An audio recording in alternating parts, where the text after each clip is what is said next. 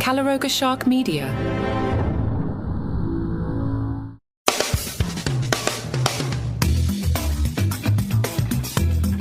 Hi and welcome to Entertainment Plus, a short roundup of the top entertainment stories in today's news.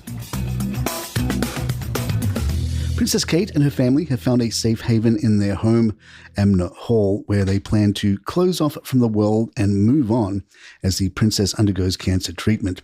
Those close to Prince William say the royal couple now faces a situation where their children's mother's health is in the public eye.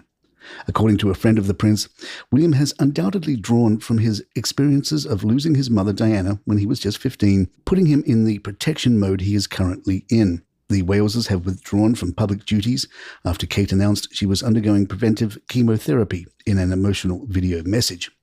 The royal family will not attend the traditional Easter Sunday service, which King Charles hopes to attend, instead focusing on supporting each other. A royal aide told The Times that William wants to protect his wife and children during this challenging time.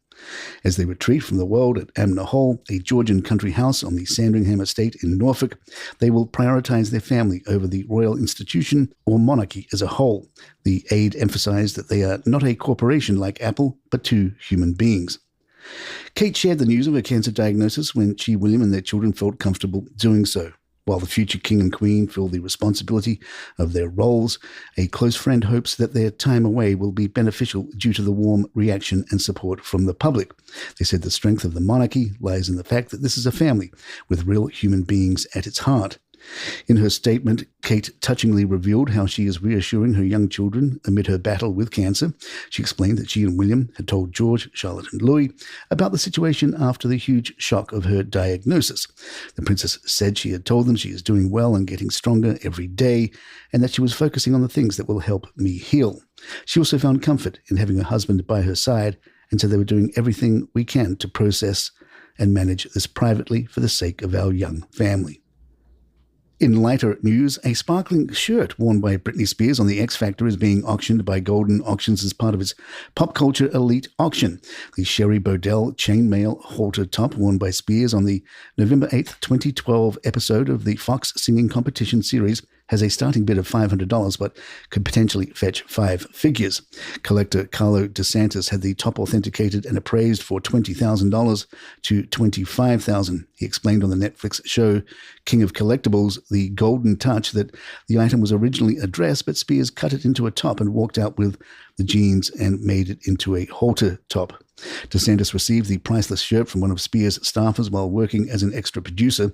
Spears, who was not involved in the auction, was a judge on season 2 of the US edition of The X Factor, alongside Simon Cowell, L.A. Reid, and Demi Lovato. Her contestant, Carly Rose Sonaclair, finished in second place. Bruce Springsteen returned to the concert stage this week in Phoenix after postponing his world tour last September due to peptic ulcer disease. In an interview with SiriusXM's East Street radio host Jim Rotolo, Springsteen shared his concerns about potentially losing his ability to sing. Once I started singing, you can rehearse singing, but your voice isn't the same in rehearsal. You don't have that edge of adrenaline that really pushes it into a better place. And the thing when I had the stomach problem, one of those big problems was I couldn't sing. He said. He continued, you sing with your diaphragm. My diaphragm was hurting so badly that when I went to make the effort to sing, it was killing me, So I literally couldn't sing at all, and that lasted for 2 or 3 months, along with just a myriad of other painful problems.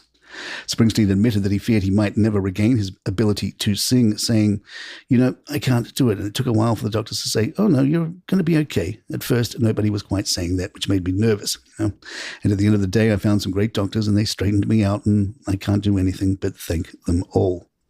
The current tour will conclude on November 22nd in Vancouver, visiting 17 countries across 52 dates, including a September 15th headline date at the See Here Now Festival in Asbury Park, New Jersey.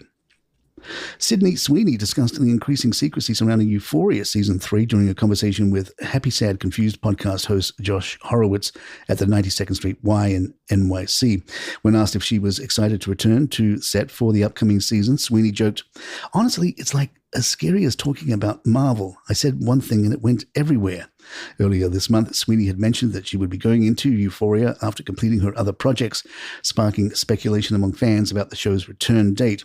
While she wouldn't confirm an exact date, Sweeney coyly responded to the host's questions about seeing scripts for the upcoming season, saying, maybe, I don't know. The actress also expressed her love for her character, Cassie, saying, "Cassie truly is a dream to play as an actor. I'm so fortunate that I've had a character like her at such a young age, and of course I want to keep living her crazy. I love it." EUPHORIA Season 3 has not begun production yet, but is set to air on HBO sometime in 2025. More entertainment in just a moment. CNN is facing an identity crisis after recent firings, low ratings, and a perceived lack of prioritization for new talent. Former CNN CEO Chris Licht was spotted at the San Vicente bungalows in Los Angeles during Oscars week, seemingly unaffected by his recent ouster from the network. Insiders at CNN feel that talent has become an afterthought since Mark Thompson took the helm in October following Licht's tumultuous 13-month stint as its leader. One source told us, "It doesn't seem to be a priority and they don't have the money to find the next big star." The network's situation is even more challenging for off-camera staffers, with one source saying a lot of staffers are losing their jobs. However, CNN appears to be relying on its lesser-known female talent, such as Laura Coates, Abby Phillips, and Caitlin Collins, to boost primetime ratings following top performer Anderson Cooper. Thompson attempted to reinforce the company's commitment to talent in a recent memo, citing Cooper's podcast as a way forward for the network. He wrote, "I passionately believe that outstanding and high-profile talent will continue to be a central thread in the CNN story, while recognizing that we have much more to do to find pathways for our top names to multi-platform audiences. Anderson Cooper's brilliant podcast, All There Is, shows the way." Despite this, many insiders believe that Thompson's focus is not on talent, but rather on growing digital platforms.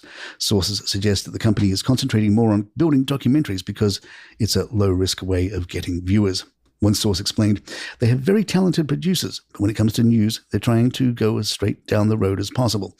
So they gain traction from viewers tuning in to get an audience that aren't looking for Fox or MSNBC, and they're also trying to supplement with documentaries." And there you have it. Please follow us on Spotify, Apple, or your app of choice. If you like the show, give us a few stars. It really helps us out. I'm Mark Francis. My thanks to John McDermott. This is Entertainment Plus.